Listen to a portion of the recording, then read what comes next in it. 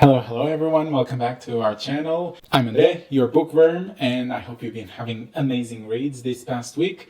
Today the video will be an experiment. We are not having a book review.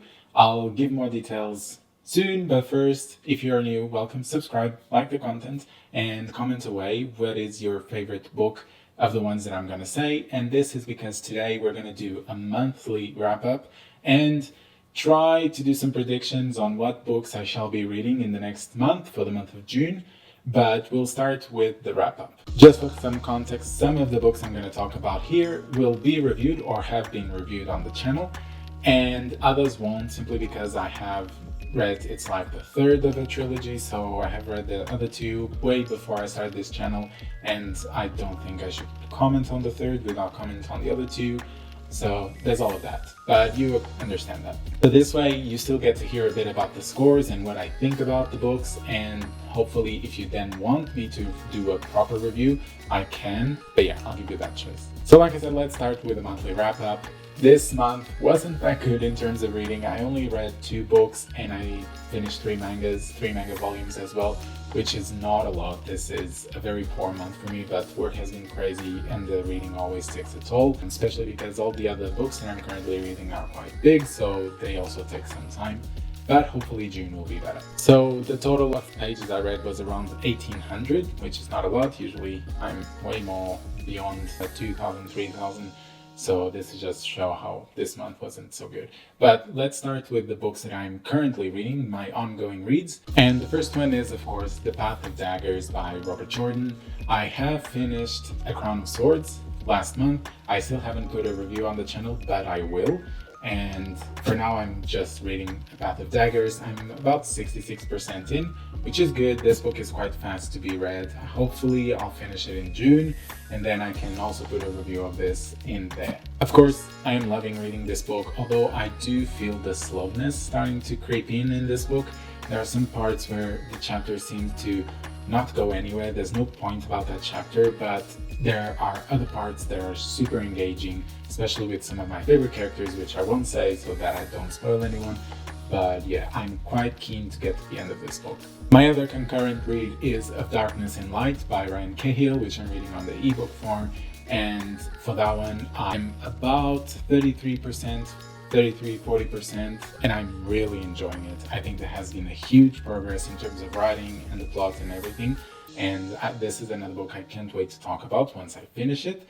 But for now, I'm just enjoying it. It's a bit slow because I don't read through my Kindle that much, only occasionally, but I am trying to pick it up more, especially because the story is starting to become more and more engaging and I want to know more. And so I kind of feel like I gotta get my Kindle. Now, starting with the books that I actually finished this month, we'll start with Dragonfly Falling by Adrian Tchaikovsky.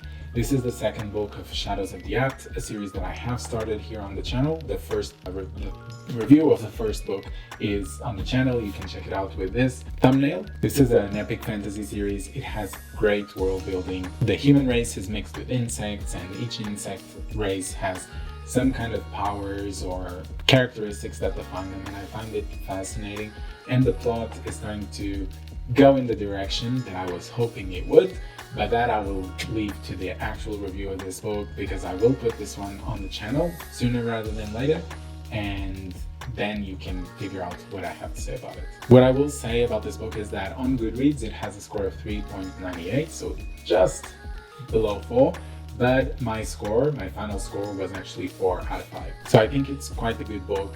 I think it's pretty much what the average population thinks in terms of Goodreads scores, but if you want to know more about each of the categories, just check the video that I'll be posting soon. The next book and last on the list of books that I read this month is Emperor of Thorns by Mark Lawrence. This is the third book and last of a trilogy. And none of the books from this trilogy are on the channel, and this is the case where I read this book, the first one years ago and the second also more than a year ago, and therefore I don't think I have the exact memories to talk in detail about these books on the channel. So I'll just leave my final score for this book without talking much about the previous ones. This is a grim dark fantasy genre or subgenre of fantasy, and for me, in my opinion, this trilogy wasn't really to my liking. I think the trilogy has a world building with immense potential, and I think a lot of it is explored, But aside from the world building, the rest does not vibe at all with me. The plot, the characters, the writing style, it all drags my enjoyment quite down. On Goodreads, this book has a score of 4.23, which is really high, and I did not expect it when I first saw it. And I mean, it's not at all my opinion, but then again, everyone has different opinions, and that's why we look for recommendations and all. But my actual score for this book is 2.2 out of 5. Like I said, there aren't many things I enjoy about this book aside from the world building, and okay that this is the conclusion of the series, and therefore there might be like big epic scale of those endings, climaxes, but I still felt like it wasn't as epic as it made it or it wanted to be, let's say, for me. But that's probably because I was already not enjoying it from the first one. And I would probably give up on reading Mark Lawrence if I had just this trilogy, but my friends have recommended me other trilogies from this author and they say it's really a lot better, so I might give it a try. Just I'm gonna have to wait a while to digest this one and gain courage to go on for another Mark Lawrence book. And finally, the 3 mangas that I read were volumes 32 to 34 of One Piece. This is pretty much the end of the Skypiea arc, and then the mini arc of the Foxy Pirates, and the start of Water 7, which is another one of the big arcs of this series. I enjoyed a lot the end of the Skypiea. There were a lot of details that I found fascinating in terms of world building and of plot, culture, but also just the ending is also always epic, and it's always good to have that climax of each arc. However, I felt like then we jumped into an arc that was not good, or at least I didn't like it much, which is the Foxy Pirates arc. I think it's quite silly and there's not much point because you know what's going to happen in the end, and there's not much development of the main crew, so I felt like it was a bit pointless. But then again, we then start Water 7, which is an amazing arc because I've seen it on the anime, so I'm really keen to read this part,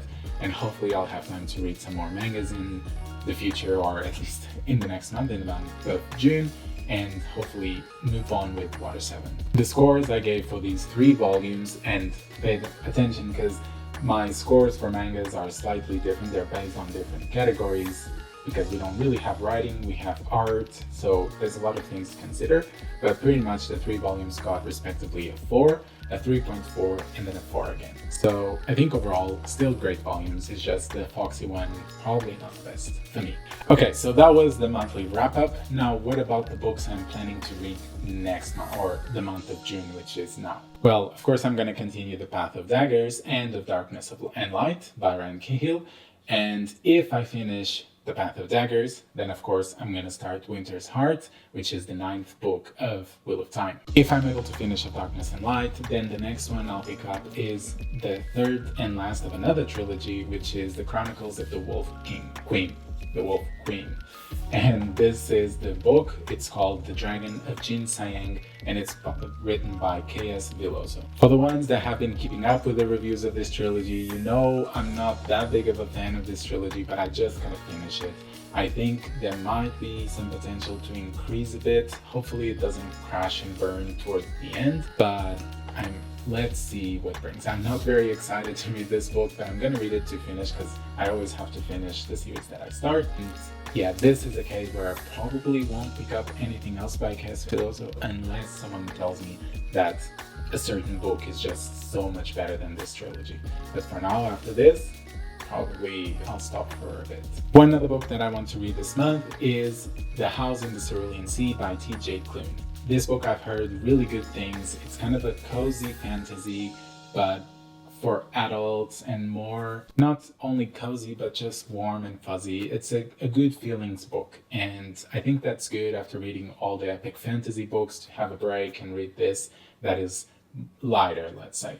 And it's also good because this is a standalone fantasy book, so I can just read it, not expect any other series to start and having to read the continuation, so there's always that advantage. Once I'm done with those books, then I will start or continue the Powder Mage trilogy with the 2nd book, which is The Crimson Campaign by Brian McClellan. This book, the first one, I really enjoyed it. I think the world building was excellent, the plot was also really good, characters, I could see the potential that they have because Some of them were already good, some of them had a lot of potential, and I kind of want to see how the story continues because it can be quite epic as well. And then, if I have time, which I hope I will try to force myself to read more and find time wherever it is to read more.